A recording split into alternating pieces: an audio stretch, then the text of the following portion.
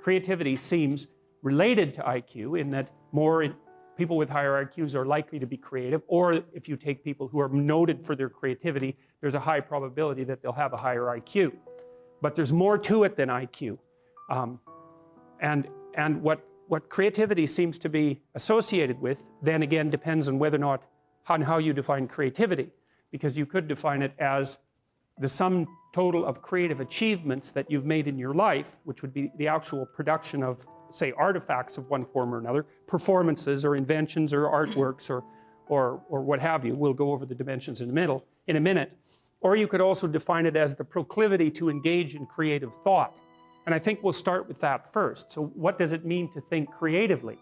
It's sort of like, it's something like this. You imagine that I toss you out an idea, and there's some probability that when I toss you that idea, that will trigger off other ideas in your imagination. So you could think about it as a threshold issue.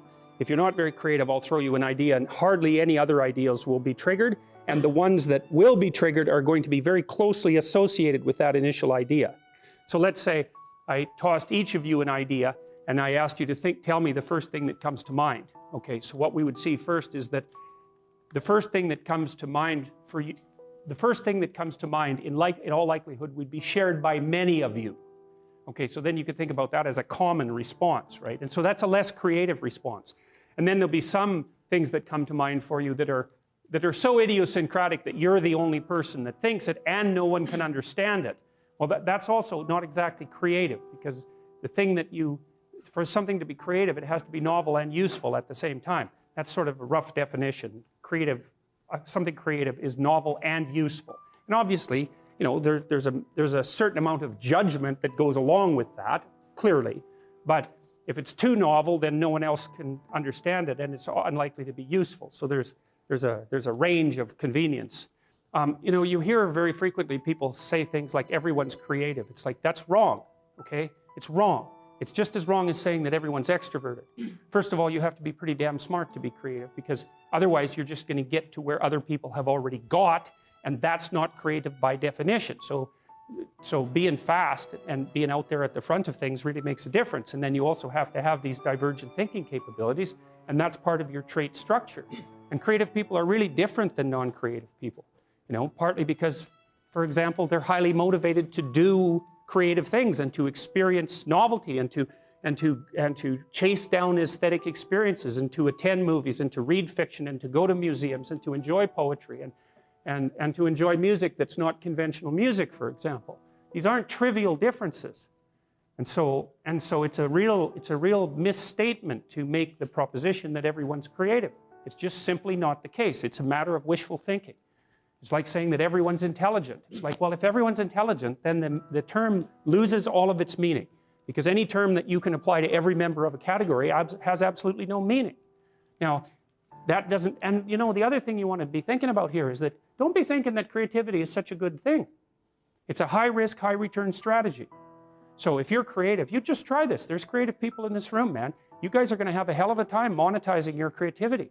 It's virtually impossible. It's really, really difficult, because first of all, let's say you make an original product. You think the world will beat a pathway to your door if you build a better mousetrap. It's like, that's complete rubbish. It isn't true in the least. If you make a good creative product, you've probably solved about 5% of your problem. Because then you have marketing, which is insanely difficult, and then you have sales, and then you have customer support, and then you have to build an organization, and you have to, if it's really novel, you have to tell people what the hell the thing is. It's really unbelievably difficult to produce something creative and then monetize it. And even worse, if you're the creative person, let's say you have a spectacular invention, you've got no money, right? You've got no customers. Those are big problems. And so maybe you go and you find a venture capitalist. We start with family and friends, because that's how it works. You raise money for your product. You raise money from your family and friends. That's assuming you have family and friends that have some money and that they're going to give it to you. And most people aren't in that situation. So it's a terrible barrier right off the bat. And then, of course, you're putting your family and friends at substantial financial risk, because the probability that your stupid idea is going to make money is virtually zero, even if it's a really brilliant idea. And so then let's say, well, you get past family and friends and you get venture capitalists involved, because that's often the next step, or an angel investor. That's There's steps in building a business. Family and friends, angel investor, that's some rich guy that you've happened to meet, some way, who's into this sort of thing and is willing to provide you with some money to get your product off the ground. Well, how much of your product is that person going to take? Well, most of it. And then if you get a venture, and no wonder, because you don't have any money, how are you going to bargain for control over your product? He'll just say, well, do you want the money or not? And if your answer is no, then he'll go and do something else with his money. It's not like there's no shortage of things that you can do with your money. There's a million things you can do with it. So you're not in a great bargaining position. And then if you get venture capitalists involved, they'll take another big chunk, and maybe if they're not very straight with you, they'll just throw you out, because maybe by that point in the company's development, you're nothing but a pain in the neck, because what do you know about marketing and sales and customer service and building an organization and running a business? Like, you don't have a clue, so why do they need you? So even if you're successful at generating a new idea and you put it into a business, the probability that you, as the originator of the idea, are going to make some money from it is very, very low. So don't be thinking that creativity is something you would want to curse yourself with. Now, it's not all bad, because it opens up avenues of experience for creative people that aren't available to people who aren't creative. But it definitely is a high-risk, high-return strategy. So the overwhelming probability is that you will fail. But a small proportion of creative people succeed spectacularly. And so it's like a lottery in some sense.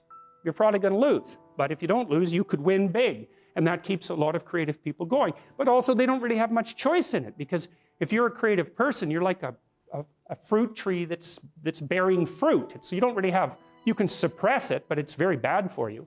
The creative people I've worked with is, if they're not creative, they're miserable, so they have to do it.